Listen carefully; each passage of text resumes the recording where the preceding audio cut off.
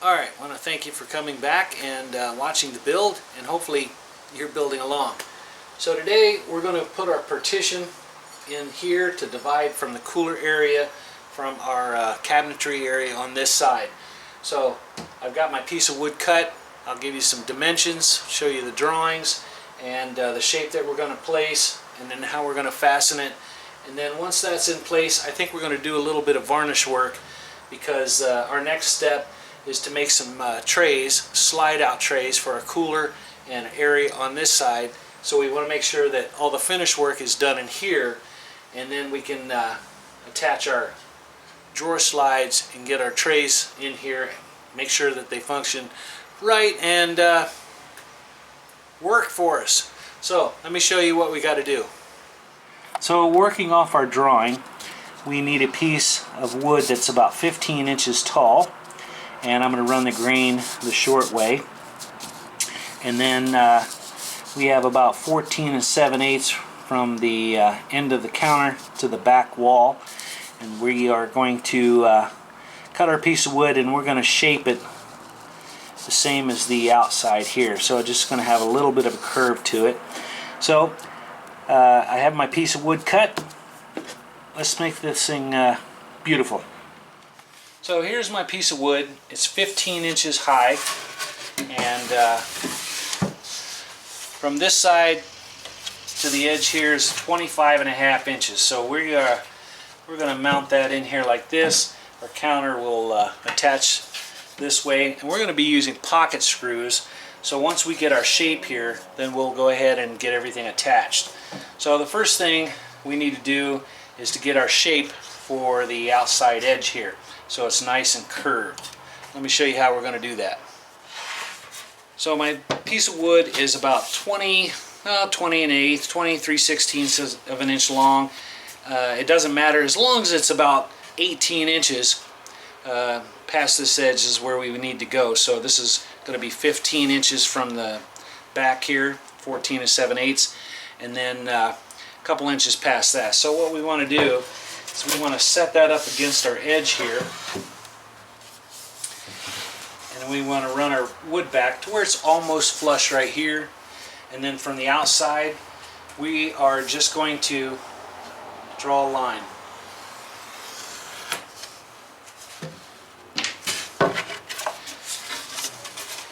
And that gives us a shape right here. Now I haven't decided whether I'm going to offset that or if I'm just going to go ahead and cut that and call it good.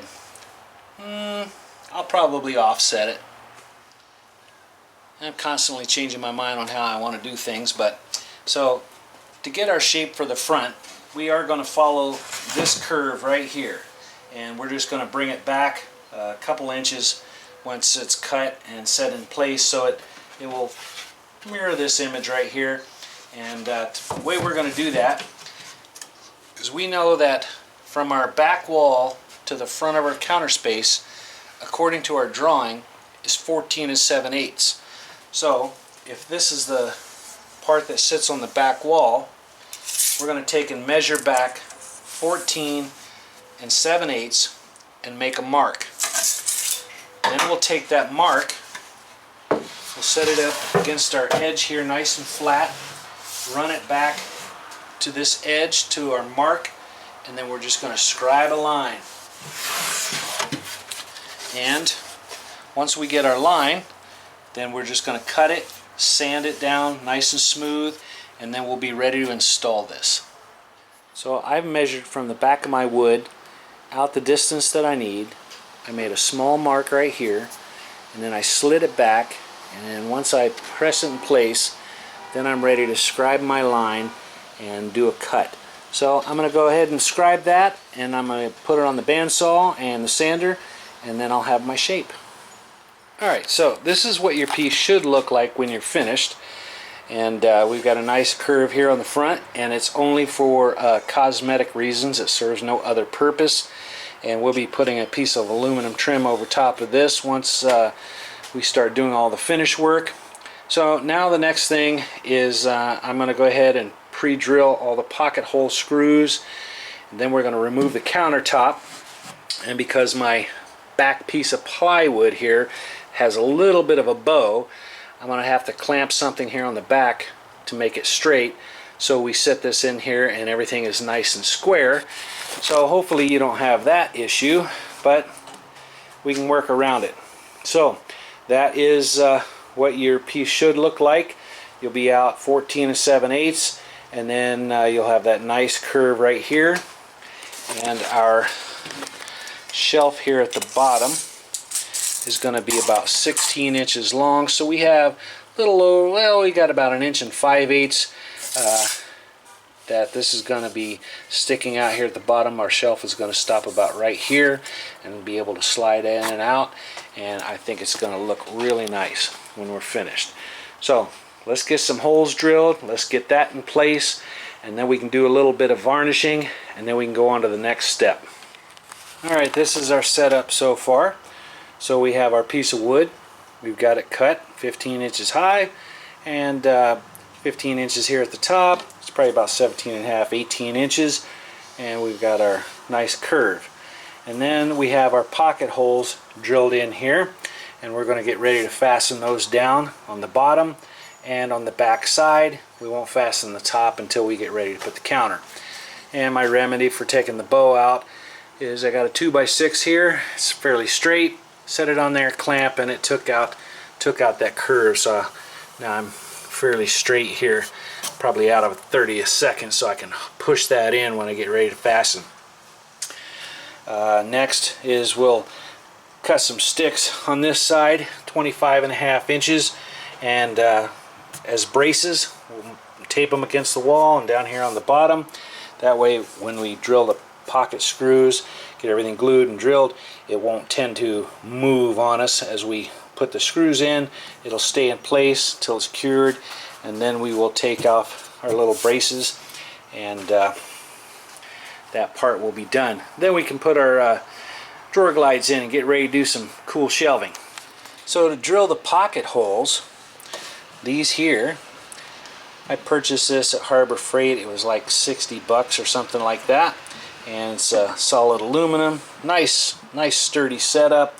And basically you open this up, you set it to the depth that you need, put your wood in here, and then it would clamp it in place. And then you would take your drill, which has a pocket hole bit, and it's got a little guide here on the end. It fits in here, slides down until it reaches the stop. You adjust it from the bottom just a little bit, and that puts the hole in your wood at a nice little angle. And it's got two settings. This is adjustable, so you can close it out this way, and it's pretty handy. You can spread it, so if you had several holes that you want to do, you can do a couple at a time. And it makes a nice clean pocket hole. And what I do, just for a little peace of mind, because as I practice on a couple pieces, which I recommend, it was really marring the wood up. It just looked ugly. I'll show you a piece. So before I pre-drilled any pocket hole screws in my good piece of wood, I took a piece of scrap and I set it in there, and I drilled a few holes just to see what it would look like on different sides. So the grain's running up and down here, and then grain is running sideways here, and it just tore that wood all to pieces. So to get past that, I had a piece of 1/8 inch birch here, and what I did is I set that in between here, and then put my wood in place like so, and then clamped it down, then drilled my holes, and then you get a nice clean cut. So that's what I would recommend if you're using one of these and some plywood like this. That's just and it's not the bit, because I used a brand new bit, 2 of them, and I got the same results.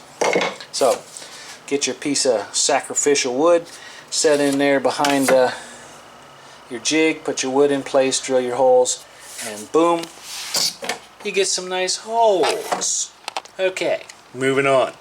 Alright, as I always preach, I have everything picked up, cleaned up, put away, And now I'm going to start my next task, which is I'm going to take some scrap lumber. I'm going to trim them down to about 2 inches wide, and I'm going to make a couple of them for the side here, and also over here. They're going to be 25.5 inches. That's the distance from this sidewall to our centerpiece. Then we will put some glue on our part, and we'll get this fastened down, and then we can get this varnished up before we can move on to our next piece of work. Alright, so now I have my braces here, and basically all that does is make sure that I keep my 25.5 inch mark. I've got my pocket holes drilled, got my screws ready and set. Next I'm going to put some glue on here, set it in place, press it up against my sticks, and then go ahead and fasten it on. I'll let the glue dry for a couple hours. Then we can remove our brackets here, and we can get this thing varnished before we start making our trays.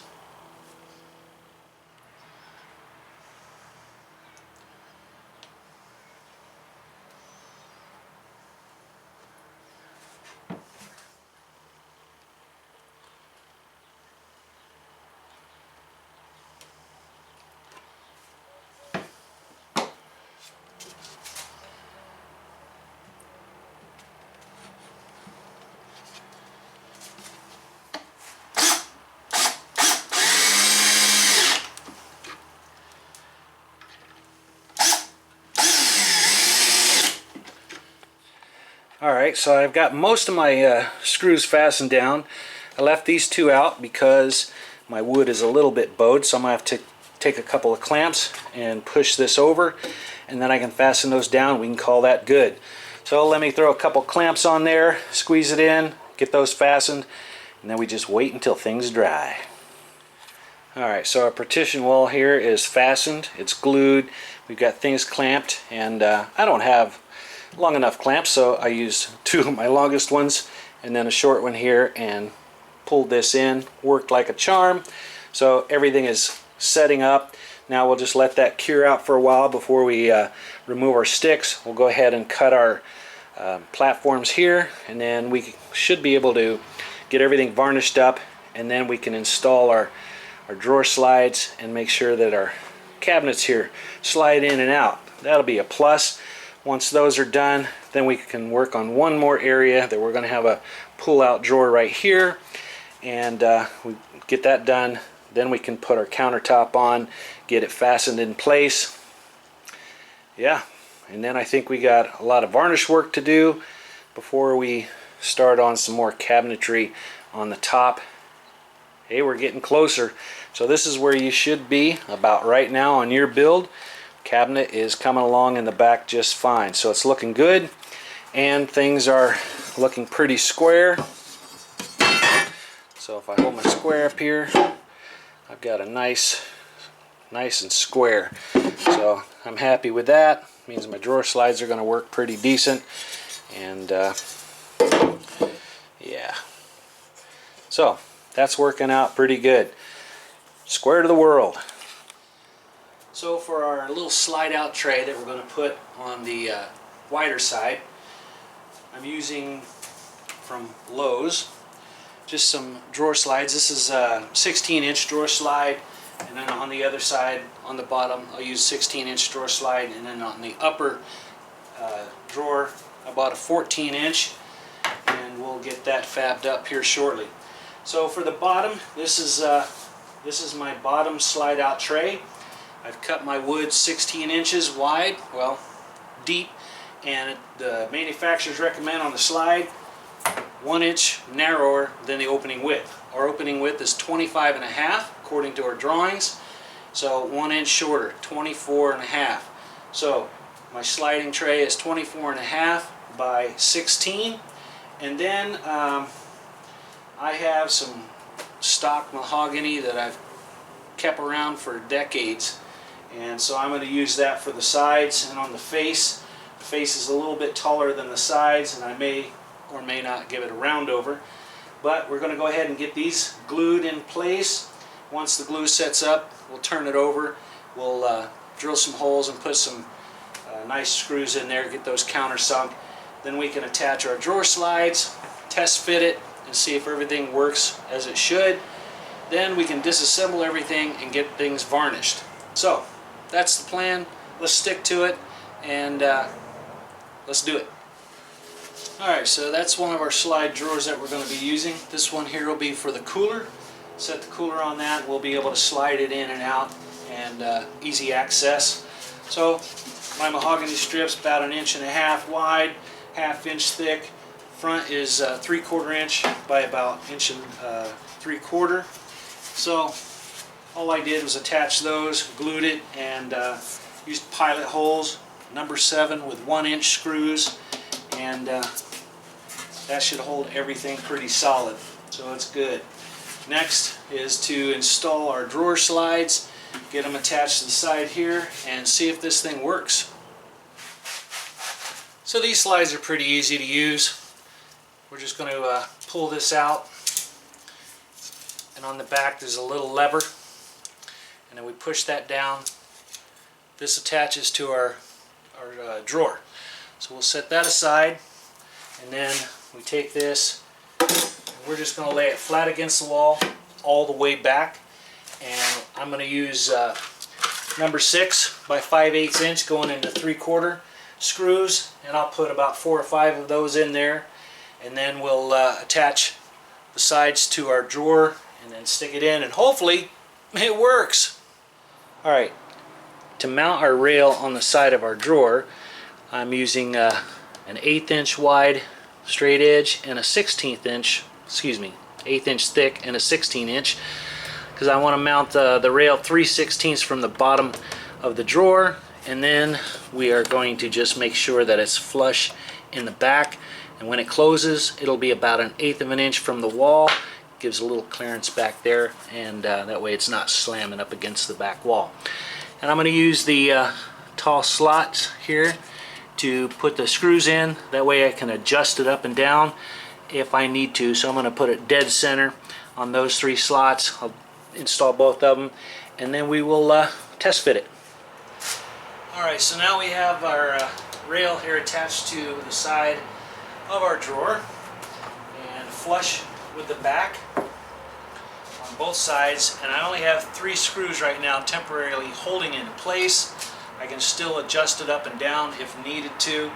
So now we need to try it out and see if it works. Okay, it's the moment of truth to see if this will actually work. I have never installed these before, so if it doesn't work, yeah, I guess we'll have to start over. So it goes on the inside here, and that goes on the inside here. Alright, so far, and then clicked. Hey, it fits, and it works. Alright. And it's a soft close, so give that a little push.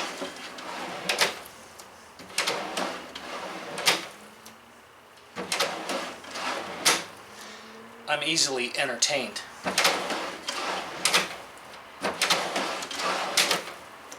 Alright, it works. Alright, so that was a success for this side. So far, we still have to put our cooler in here, make sure it clears the top and the sides, and be able to pull in and out. I made this very tight tolerance, so very little room for error. So let's set the cooler in there and give it the old college try, shall we? Alright, so I'm going to pull this drawer out. Go ahead and set our cooler in here. And here goes. Sweet.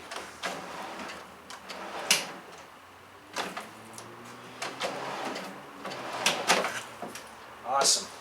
And looks like I've got clearance, about 3/8 of an inch clearance on top. Let's take a closer look at that. So I just have a scrap piece of plywood sitting here for right now, And that shows how much clearance we will have under our countertop. Yeah, perfect. Awesome job. So you should have one of these sitting in the back of your trailer right now. And I still have to make some plans up for this, get on our drawing sheet, and call that good. Now we have to do the same to this side. So I'll get my plywood cut, get my dimensions, and just repeat the same process that I did here, only a little bit shorter. Success! Alright guys, we're going to call that a wrap for this video. So we've got our partition installed, and we also have our drawers installed. So with that, they're working great. So the next video, I think I'm going to go ahead and install this one here. This is going to be for a propane 2-burner stove, and then we'll take it all apart and do the varnishing. I'm trying to put that off as long as I can. I'm not a finished guy, so that's that. So anyway, hope you enjoyed the video, and if you did, give it a thumbs up. If you haven't already, please subscribe. The button should be down below, and look for things in the description of the video, because I'll list parts and prices and such. But that is that. So until next time, when we make our drawer over here, please stay tuned.